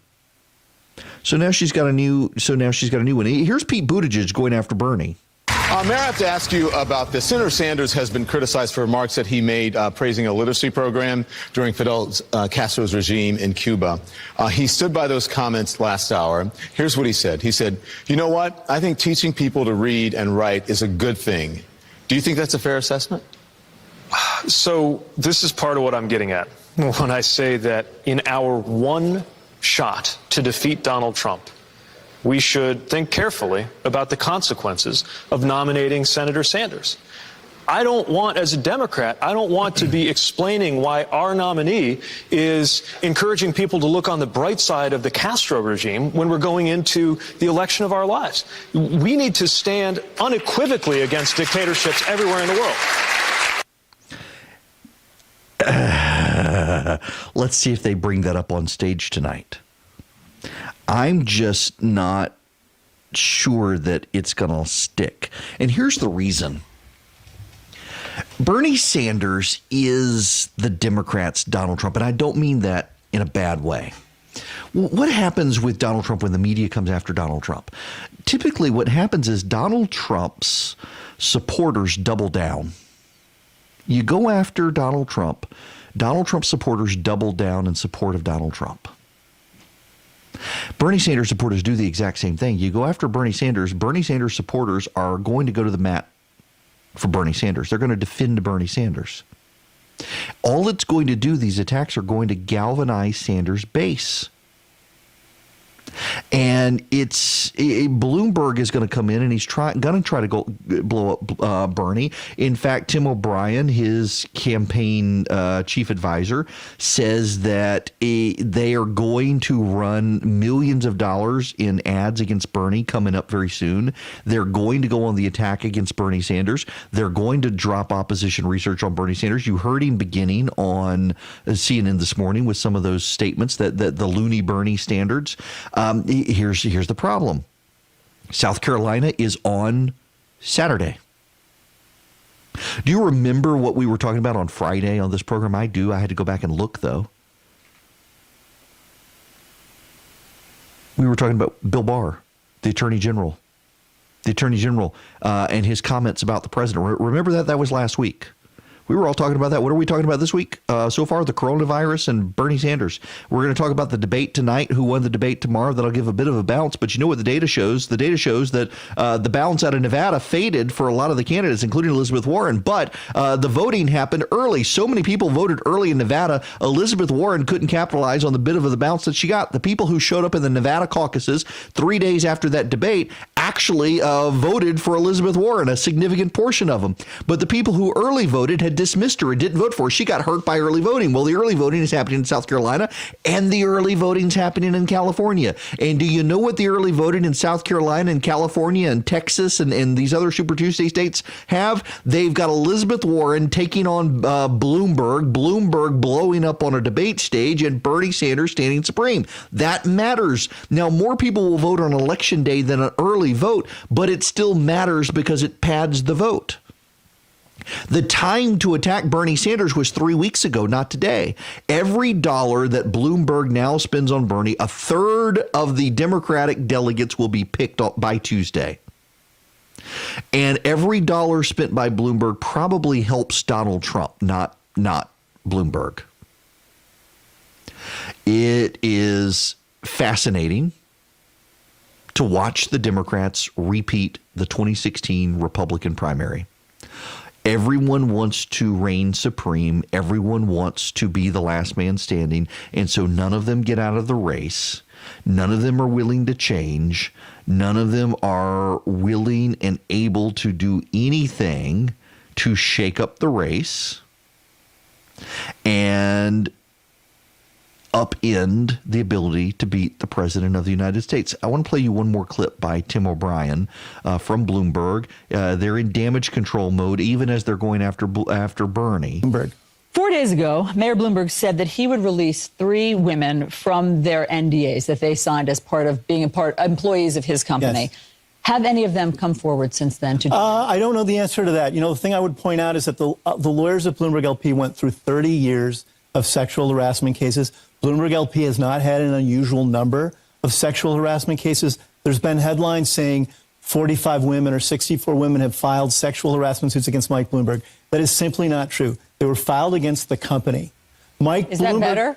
I mean, if the company had a culture where sexual harassment was running amok, is that better? Well, I mean, I was a manager there for the last 7 years. That is so defamatory and unfair to say that Bloomberg LP had a culture of sexual harassment. Wait a second. You just said that you had all these sexual harassment cases against the company. No, my experience there is that is absolutely unfounded and not true. I think it's been made into a political issue by Senator Warren because it's politically useful for her. And I admire her. This is the moment. I mean, this is a moment, right, where we're looking at NDAs and we're looking at sexual harassment. As we should. And Harvey Weinstein was just found guilty. As we should, but it should be fair. It should be handled fairly. Mike Bloomberg was named in 3 NDAs over a 30-year period. None of them involved predatory behavior. It's alleged comments he's made that he's denied. We've said we'll put those out there in the open as long as the women are comfortable with it. He doesn't have the blanket authority, as the senator well knows, to just lift NDAs involving other people. But you don't know if those 3, which he was involved in personally, have come forward to take him up on that. He does not. They're not done with Bloomberg here. Here's the thing. Even if they get rid of Bernie, these other candidates will come after Bloomberg with a vengeance because he's only just now getting into the race. But that's the problem. The Democrats forget. You know, they changed the rules for Bernie in 2016. So the Democrats still have some superdelegates, but they don't even come into play until a second round of voting. If Bernie can get a majority of delegates or close to a majority of the delegates, do you really think the Democrats are going to deny him with all of this stuff? And I mean, here's Todd Emmer on Fox News this morning, making a very relevant point of what the Democrats are facing, and it's not good for the Democrats. The Democrats' embrace of socialism is going to cost them their majority in the House, and they know that. It could. Listen to David Perdue. Again, I played this the first hour, but listen to this again. Well, we have every opportunity to get the House back. I mean, Bernie Sanders is a gift to the Republican Party and the economic turnaround that President Trump is executing right now. Look, we have the greatest contrast that America has ever had, I think, between two potential presidents here. On the one hand, you've got Donald Trump, who is executing the greatest economic turnaround in U.S. history. On the other hand, you've got Bernie Sanders, who's lived off somebody else his entire life, promising free stuff. If you note who Democrats down ballot want to campaign with, none of them want to, I shouldn't say none, almost all of them want to campaign with someone other than Bernie. There are a few who want to campaign with him in very progressive areas of the country. But by and large, you go to the swing districts in Texas. You know, Lucy McBath here in Georgia, the swingiest district in the country right now, Lucy McBath, she took it from Karen Handel. She's endorsed Bloomberg. She wants nothing to do with Bernie Sanders. None of the Democrats in Georgia 7, which may flip to the Democrats wanting anything to do with Bernie Sanders. I've been telling you for a while, the Republicans don't have a path forward to take back the House. Suddenly they do with Bernie Sanders, and the proof of that is Fred Upton. None of you probably know who Fred Upton is. He is an old Republican who should not be there anymore. He's been there forever, and he was going to retire. Bernie Sanders taking the lead. Upton's district is now a wobbly swing district, and Upton didn't have the stamina to fight, and people expected him to resign or to retire and not run again. He's now announcing he's going to run again. Why? Because he sees Sanders becoming the Democratic nominee and thinks that will help him make it easier for him to win re-election. And other Democrats know it as well. Suddenly, the Georgia Senate races look great for the Republicans with Bernie. Even the Colorado Senate race, Cory Gardner, looks great with Bernie up there. It's a problem for the Democrats to have Bernie Sanders at the top of the ticket, and they're trying everything they can to stop him, but he keeps winning. Well connected and well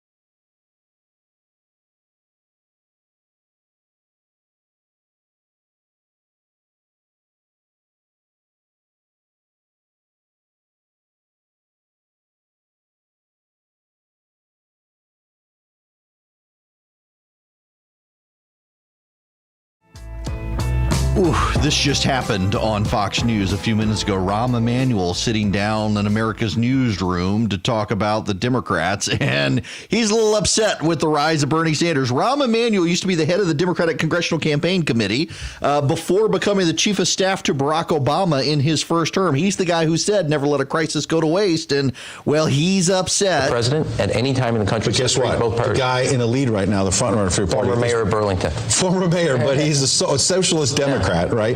And front page story of New York, of the Washington Post today about all these past comments praising communist leaders. Mm-hmm. He's doubling down today on supporting Fidel Castro, the former Cuban dictator.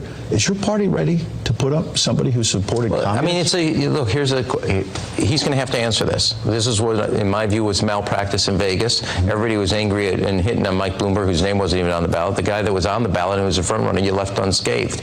Take an issue that you guys on this channel at least have a different view, which is having done the assault weapon ban and the Brady bill for the President Clinton.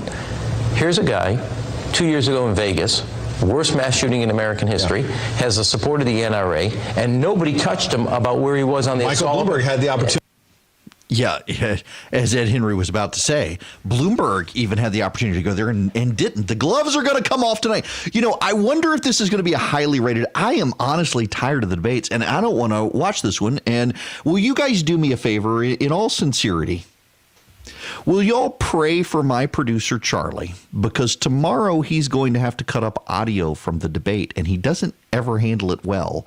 And as this is, I'm going to have to turn off my text messages in the morning because he's going to be blowing me up every piece of audio he hears.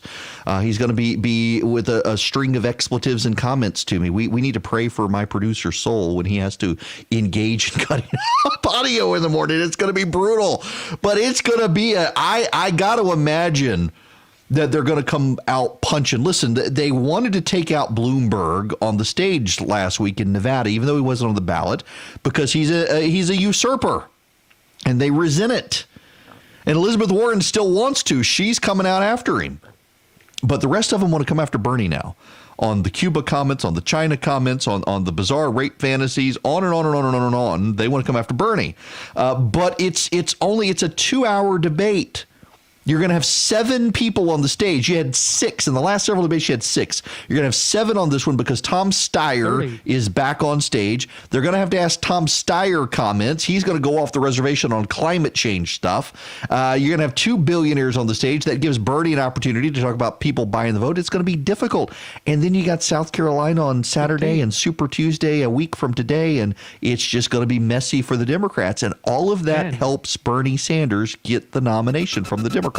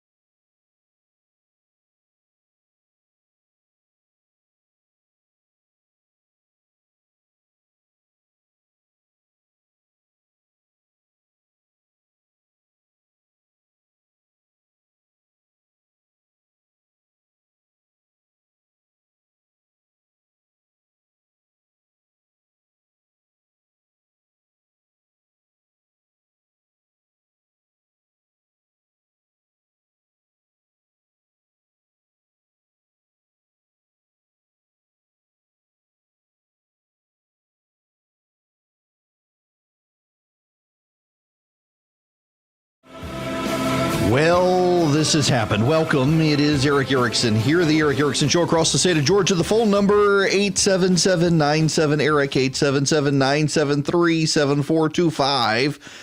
I would love to talk about more than the Democratic primary, but man, it is all consuming. And this just hit the wires from Alan Smith at NBC News. Here's the headline. Bloomberg's girlfriend, he's not married, he's got a girlfriend, Diana Taylor. And she says, with concerns over NDAs, get over it. Life has changed. I grew up in that world. It was a bro culture.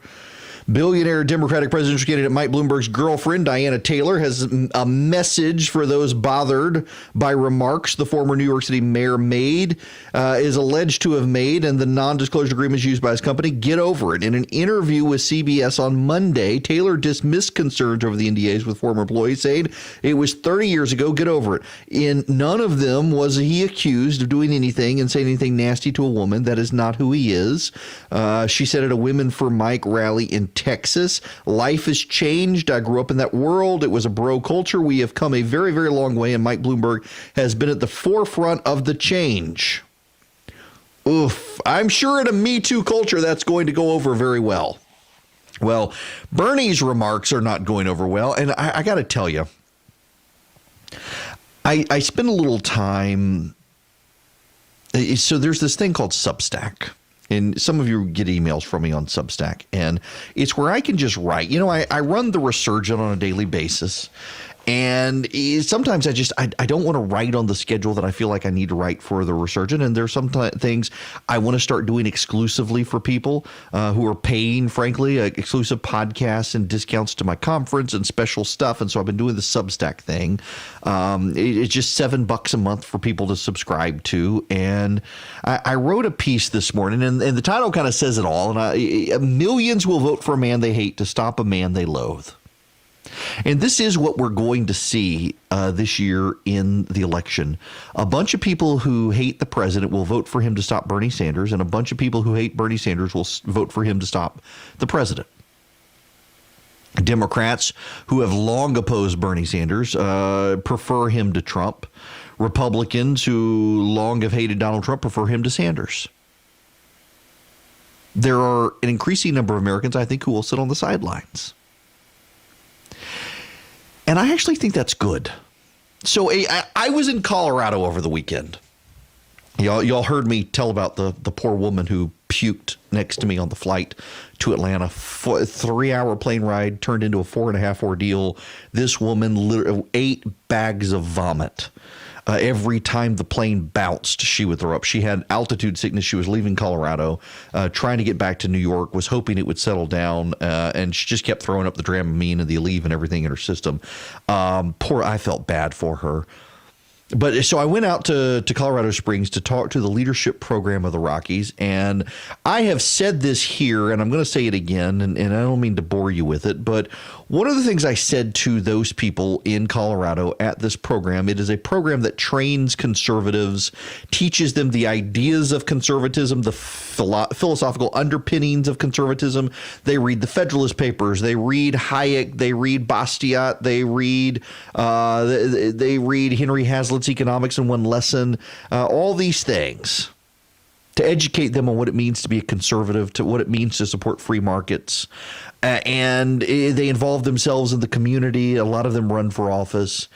And I told them we live in a day and age where the cult of personality dominates. And it's not good, but it is where we are. The cult of personality dominates.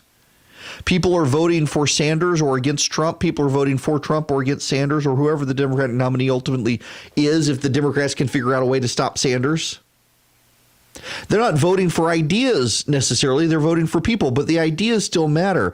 Believe it or not, in 4 years, Donald Trump will not be on the ballot. He will be term limited. Donald Trump is not going to run for president again. He can't, unless you amend the Constitution. And that's not going to happen. 2/3 of Congress and 3/4 of the states are not going to do it for him. It'll be someone else's turn. And he will go. And the ideas will remain. And what are the ideas?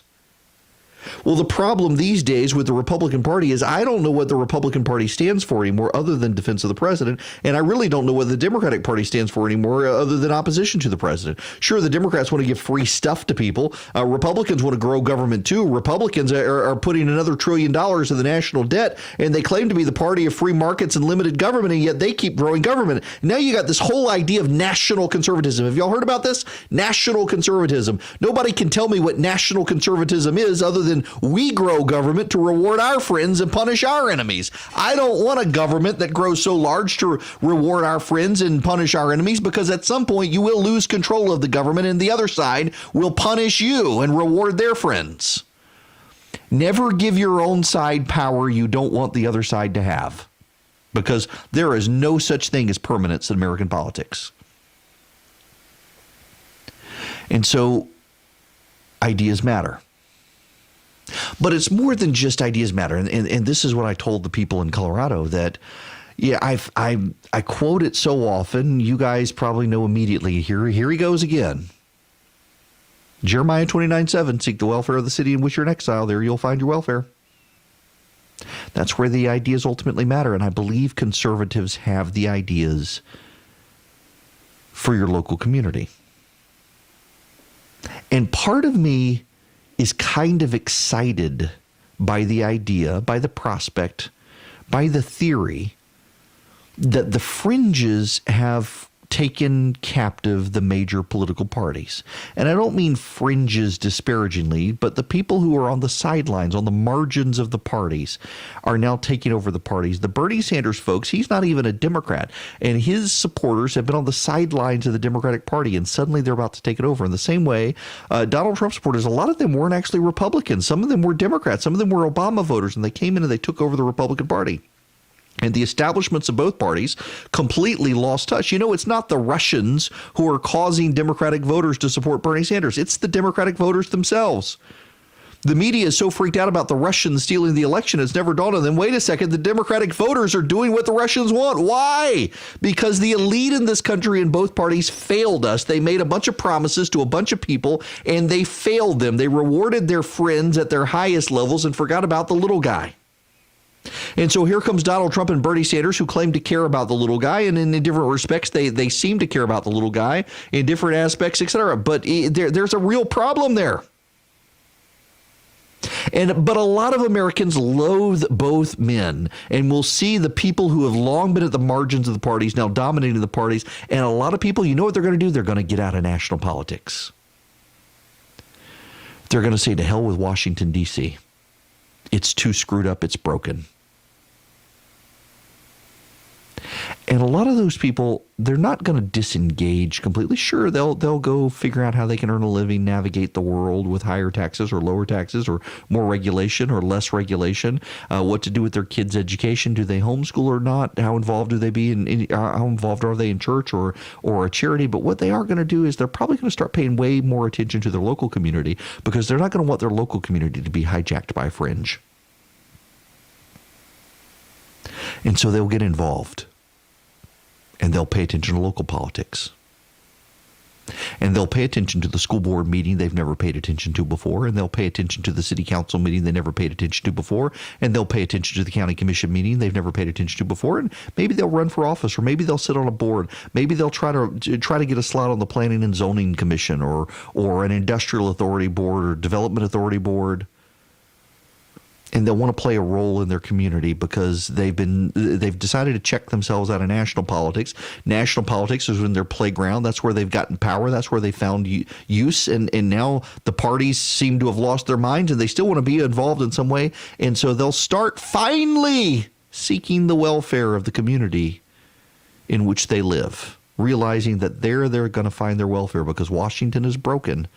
Washington can't do the things that Washington claimed to do. All sides are corrupt, and all sides are broken, and all sides are hostage to the other side. There are two groups in Washington, as Everett Dirksen once said, the evil party and the stupid party. And every once in a while, the evil party and the stupid party will get together and do something stupid and evil, and the press will call it a bipartisan accomplishment. And you will turn your nose up to it and say, this is ridiculous. The country's going broke. We're in debt up to our eyeballs. Nobody's got a solution. And you'll say, you know what? If we're going to survive, I got to get my community up to speed. I got to get my community going. I got to get my community elected. I got to get my community help. And you'll seek the welfare of your community. I don't think it's a bad thing that the parties are cracking up. Because for too long, every single one of us, myself included, I am as guilty as anyone else, we have fixated on the power struggles of Washington, D.C. I'm a Republican. You're a Democrat. I want my side to win. You want your side to win. And everybody ignores the state. Everybody ignores the county. Everybody ignores the city. Everybody ignores their block. Because it's all about Washington. Washington is the be-all, end-all. But you know, on a daily basis, Washington does not affect your life. Certainly at the margins, Washington affects your life with health care, or, you know, under Donald Trump, you Democrats have more take-home pay. Bet you're not giving it back to Washington. You're happy for the take-home pay Donald Trump gave you. But it doesn't affect you overwhelmingly. Washington doesn't affect you overwhelmingly. But your city council does, and your school board does, and your county commission does, and your highway department does, and your economic development authority does, and your industrial authority does, and your state legislature does, and your state bureaucrats do. But you're focused on Washington. And so now, assuming Sanders is the nominee, and you know, Sanders could be stopped. If we're fair, Sanders can be stopped. There is a ways to go. Only a third of the delegates are at stake. But the problem is that Bernie is building up such a lead, and there are no winner-take-all states in the Democrats. So anytime he gets close, he's going to keep picking up more votes. And as he keeps picking up more votes, that's going to put him in a commanding position to say, it's mine, it's my party now. And they won't, at some point soon, they won't be able to stop him. By the end of March, he'll be the nominee if they haven't found a way to scuttle him. If others don't drop out, and there's no reason for any of them to drop out, Sanders will be the nominee, and a whole lot of people who hate him are going to go vote for him because they hate Donald Trump more. And they will hate him while he's in office for 4 years, and they'll pretend to like him. That's the thing with Donald Trump. I know a lot of Republicans who routinely want to hump the president's leg, and they can't stand him, and they're embarrassed by it, and they feel like they got to bathe, but they can't say anything in public because they don't really like him. But they need access to him. And that's sad. That's a sad way to live, that someone can't be honest. I get blown up regularly by people for saying there's something about the president I don't like. I don't like his character. He's done something bad. I wish he wouldn't do this. And people blow me up all the time. But you know what? I sleep well at night. I sleep well at night knowing I'm going to go vote for this man in November. There are things about him I don't care for, but there are a lot of policies of his that I do. And I would rather him than the other side. And just because you don't like the way he tweets, I don't like the way he tweets. But the Democrats don't tweet and you think, oh, well, they're nicer people because they're not mean tweeting like Donald Trump. No, they support the killing of kids and communism. That's not a nice person. Individually, they can be a pleasant person, a nice person. You can get along with them. But the culture of death in the Democratic Party right now, not really a good thing. The support for socialist, communist policies by Bernie Sanders and the like on the Democratic side, not a good thing. But there'll be a lot of Democrats who hate it, who actually do like the free market somewhat. And they'll go vote for him because they hate the president. They have become philosophically opposed not to the president's policies. His policies are not actually outside the mainstream. They are opposed to the president because they're opposed to the president. They thought he shouldn't have won. They have fundamentally, by faith, believed that he is the president because of Russia. They will dismiss the idea of Russia. Now, by the way, Bernie Sanders is out there now completely dismissing the idea that the Russians have involved in themselves in the election. Bernie Sanders is out there completely dismissing the idea that the Russians are meddling to try to get him elected. I don't quite see it that way. I think if there is a candidate who loves Mr. Putin, who sees him as his best friend, that is the President of the United States, not me. I happen to believe that Putin is a dangerous autocrat. Unlike President Trump, I think he meddled very heavily in the 2016 election. And if by any chance Mr. Putin is watching this show, Mr. Putin, you ain't going to meddle in American elections when I'm president of the United States. And second of all, there are differences of opinion within the intelligence community of the role that Russia is playing. But there's no question that in 2016 they meddled in our election. They meddled then with Donald Trump. They're not meddling. Pay no attention to the reports now. Yeah, it's amazing to watch the Democrats turn on that as well. That suddenly Russia is no longer a problem because they might be helping Bernie. There are a lot of people who are going to get to November and wonder what the hell has happened to this country. And they're going to check out of politics. And you know what? That's actually a really good thing.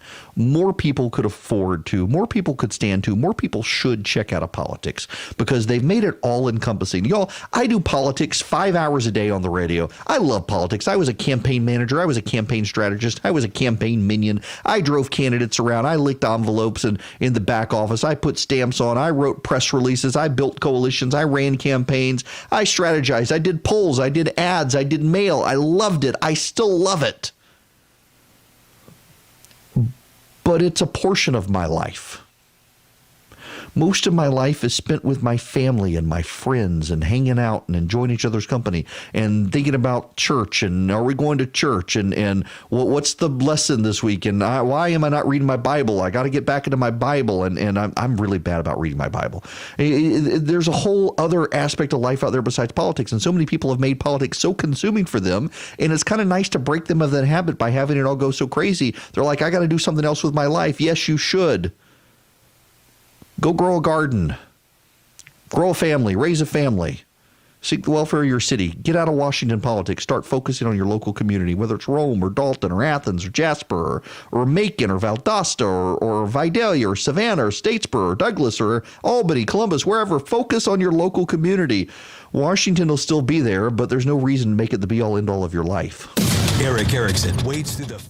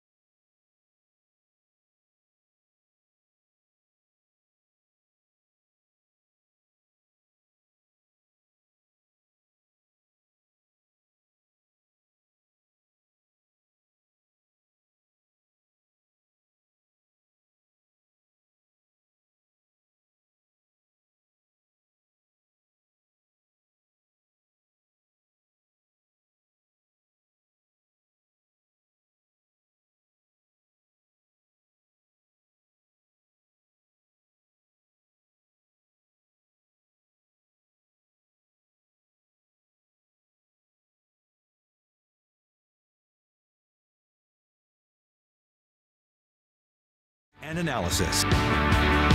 The phone number here, if you want to be a part of the program, 877-97-ERIC, 877-973-7425 is the phone number. Hey, by the way, those of you up in Rome, I love this idea.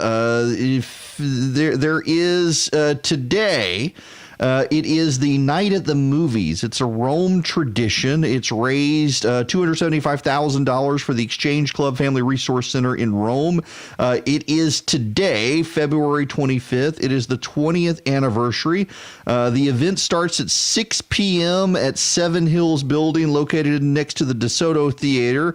Guests can enjoy hors d'oeuvres, libations, courtesy of local restaurants. At 7:15, you'll go across the street to the Rome City Auditorium and enjoy Casablanca on the big screen at 7:40. What a great movie. And there's a new projector system in the City Auditorium in Rome as well. Tickets are $55 per person, $100 per couple, $45 per order of 10 or more. You can go to exchangeclubfrc.org if you want information. This is a news story. It's at WRGAnews.com, our affiliate up in Rome, WRGA. That's a great idea. Night at the movies tonight. And again, it starts at 7:15, the movie at 7:45, and it's Casablanca on the big screen at the Rome City Auditorium. Worth doing, great fundraiser, great opportunity to help the prevention of child abuse in the Floyd County area. So head up there. Again, the phone number here, 877-97-ERIC, 877-973-7425. One more housekeeping note for you. I guess it's next week on the 4th. The 4th. I will be in Athens on the 4th. I will be talking to the college Republicans at the University of Georgia on March 4th at 6:30 p.m. Oh, by the way, if anybody at WGAU is listening, I may need to come by and do my evening show from your studio. Note to WGAU, I may need to on the 4th do my evening show at your studio, as I will be talking to the college Republicans at 6:30 in Athens.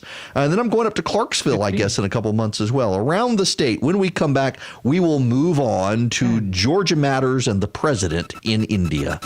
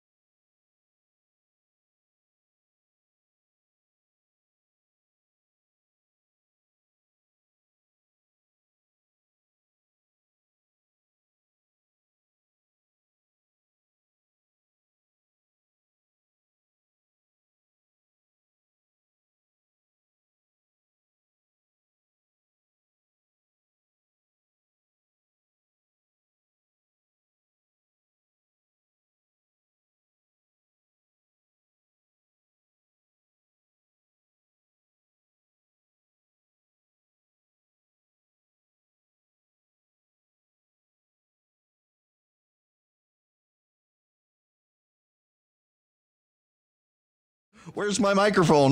It's swung around on the other side of the desk.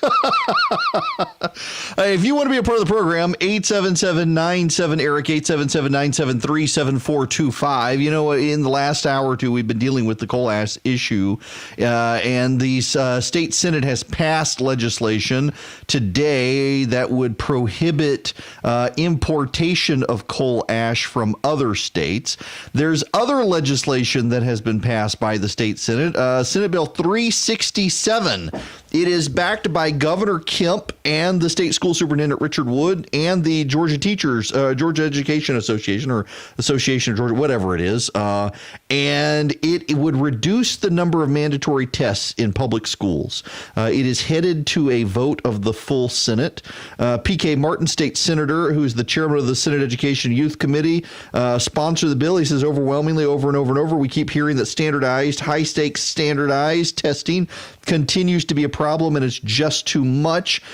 Teachers organizations, school boards, school administrators all spoke in favor of it. Even the Department of Juvenile Justice supported the legislation. The state agency runs its own schools for, are we allowed to say juvenile delinquents still? And they run their own schools, and they said 20 hours of classroom time is consumed just for preparation of the tests, let alone the testing. The legislation targets high school mandatory tests. There are 8. There are 2 in math, English, science, and social studies. The bill would reduce it to 1 test per topic. It eliminates the social studies test in 5th grade. States must comply with the federal mandate to test in 17 subjects in various grades. However, Georgia requires 7 more tests than that.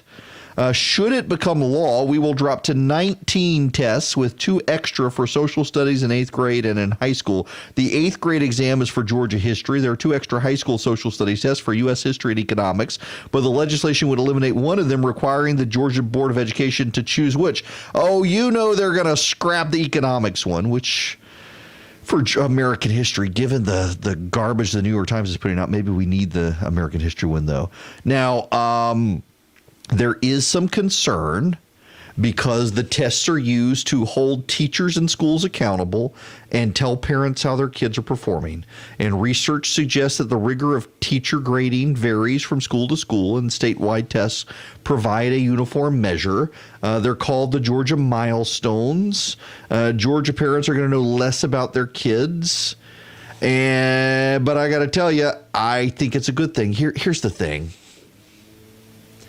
Just let me step back for a moment. I grew up in Dubai. Did not grow up in this country.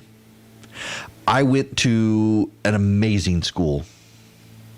And, you know, my parents were actually really hands-off. They were not highly involved in school. My dad worked 7 days offshore and 7 days onshore, and he coached basketball some. And that's not to say my parents weren't involved, but it's not like they were at school every day. I know some people their parents are at school every day. Mine weren't. But I was a diligent student, as were my sisters. And we had a standardized test, and it was the Stanford Achievement Test. It's now the California Achievement Test. The Iowa Standards Test, I think some schools take.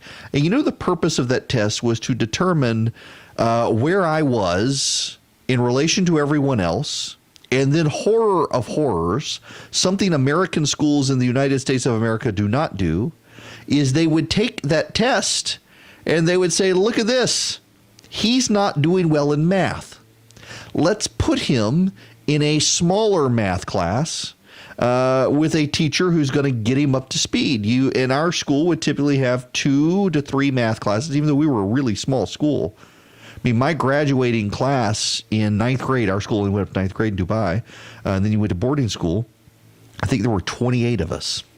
And so we ultimately would have in upper middle and junior high school, we would have 2 math classes. And in elementary school, there would be 3 small classes of kids, about 10 kids in each class, and except for math and for reading. And what would happen is they would take the standardized tests and they would say, okay, all of the kids who are doing badly in math, let's put them in a class together. The kids who are on average, let's put them in a larger class size. And then the handful, the 4 or 5 kids who are really excelling at math, let's keep them accelerating and put them in a class. And so the very small group of kids who weren't doing well had a great teacher. I was in them one year. And that teacher really could work with us and get us up to speed. So in the next year, we could move up. Our test scores would improve, and suddenly we're back in the median average class. And ultimately, several of us would move on to the higher end class. And the same with reading comprehension. I remember one year, and in fact, it was second grade. We moved over there after kindergarten. I'm starting first grade. I'm into second grade, and I was a terrible reader. I hated to read when I was a little kid. I hated to read.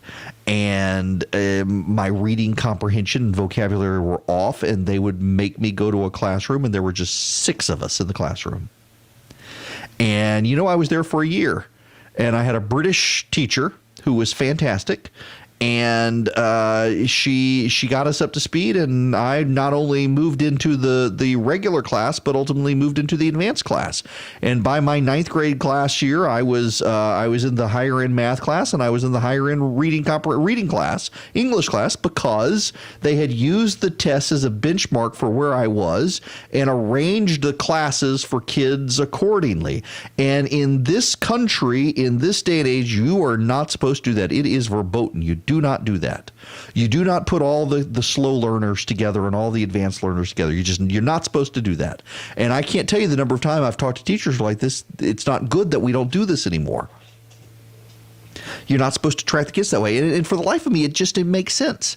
If you've got a handful of kids in a class and the kids are just awful at math, put that handful of kids together in a small class with a good teacher to get them up to speed. A smaller class, you make the middle-sized class the largest one, where all the kids who are average are there together. Make the kids who are actually advanced a small class, and the kids who are actually not doing well a small class, and get the small class kids up to speed, and don't punish the ones who are advanced by putting them in the class with everyone else. Let them excel. When I moved back to the United States in 10th grade, for a while, we were going to a small private school in Wilkinson County, Mississippi, Wilkinson County Christian Academy. And we were there for a little while, and then my parents decided it was 30-minute drive. They didn't want me driving. That gas prices had gotten high because of the Gulf War. $1.25 was high at the time, believe it or not. And so they decided to send me off to public school, and I hated public school. I'm going to be honest with you. It was a miserable experience. In fact, my school is having some sort of reunion, a high school reunion. I had like 3 friends in high school. I ran the office. And it's not that I was never bullied, and I got along well with everyone. I didn't like it. It was depressing to me. I had some really good teachers, but I was so far advanced from where everyone else in the school was that I actually wound up being the French teacher. Believe it or not, we had a little man from South Louisiana would drive up to teach French, and occasionally he would not show up, and he would leave lessons, and I would do that because I had 5 years of French. It was bizarre. And in science, my teacher would literally take the test from me and tell me to go in the back and start planning the experiments for him, because I had chemistry and physics and biology in 7th, 8th, and 9th grade. I was so far advanced from everyone. And in math, I'd never had geometry. And I moved into the school. I had gone to the private Christian school for a semester, and then moved in the second semester to into 10th grade math, and it was geometry. And the teacher, Miss Mim, she was a great teacher, and she put me at a table to myself in the back of the room and said, "Teach yourself." She had an entire classroom. She had 20 kids in this class, and she put me at a back table. And by the end of the semester, I was already on to trigonometry. And by the way, I love geometry and trigonometry, 2 of my favorite subjects in school. But I did it all self-taught, self-learning in the back of the room. And I will never forget my very first encounter in public school. I was in, what was her name? Linda French, I think, yeah, Miss French's class. And there was a kid in the class, my very first day in this classroom. I was completely discombobulated. Had never seen anything like this. It was an awful situation. There was a horrible teacher who taught civics and free enterprise. She was absolutely horrible. And I left there and I went into this English class, and there was this, Linda Priest, that's her name, Linda Priest. And there was a kid in there, and he didn't know what the word liberty was. And I was horrified. He had no idea. He'd never heard the word liberty before. And this is 10th grade. Like, this is insane. What have my parents done to me? In a public school in rural Louisiana. And I graduated from there. And I did fine. And I had a handful of really good friends. I got along with everyone in the class. I had a handful of really good friends. I keep in touch with a couple of them. But I wound up my 11th and 12th grade year. I am not kidding you. I went to English and I went to science and I went to math.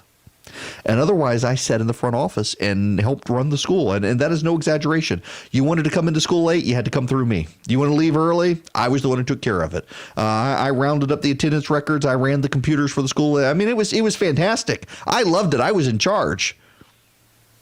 It was a total power play on my part.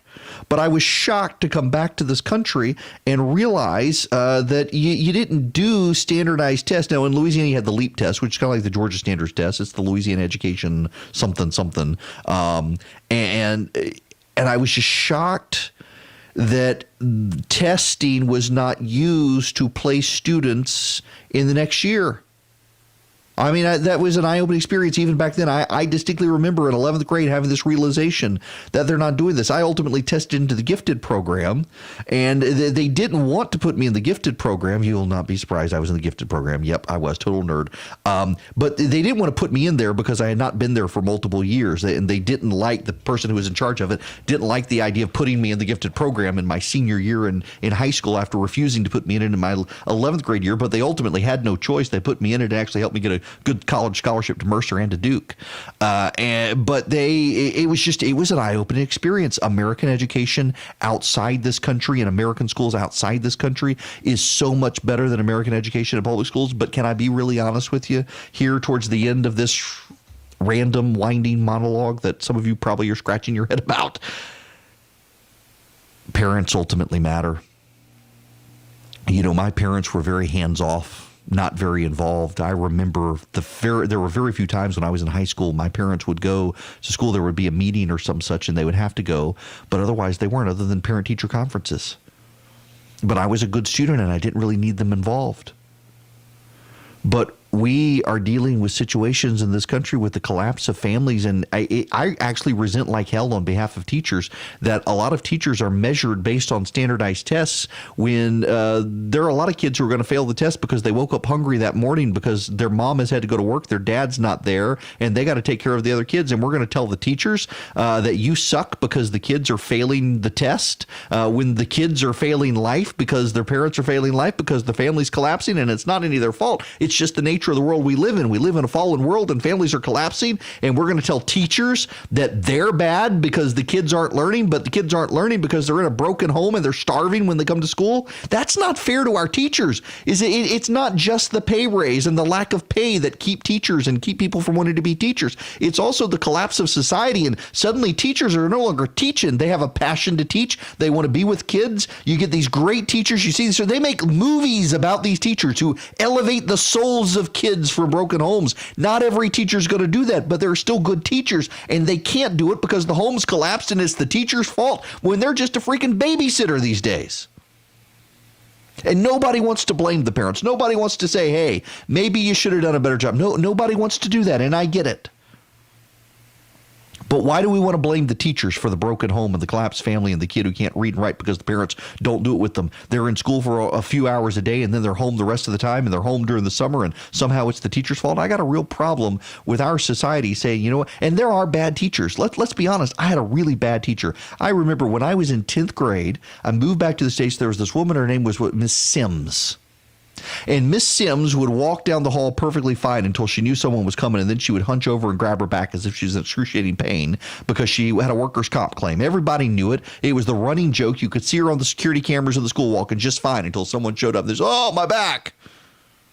And she taught free enterprise and civics, and she was terrible at free enterprise and civics. You could have done a better job just playing Schoolhouse Rock videos than her. It was a garbage class, and she was a terrible teacher, and I resented her. To this day, I resent her. I actually got up and left that class more than once, and she didn't care if you were in the class or not. I'd go sit in the office and study. I'd make straight A's in the class and never go to class. I would skip the class, and she wouldn't even take attendance. She was a horrible teacher, and everybody knew it.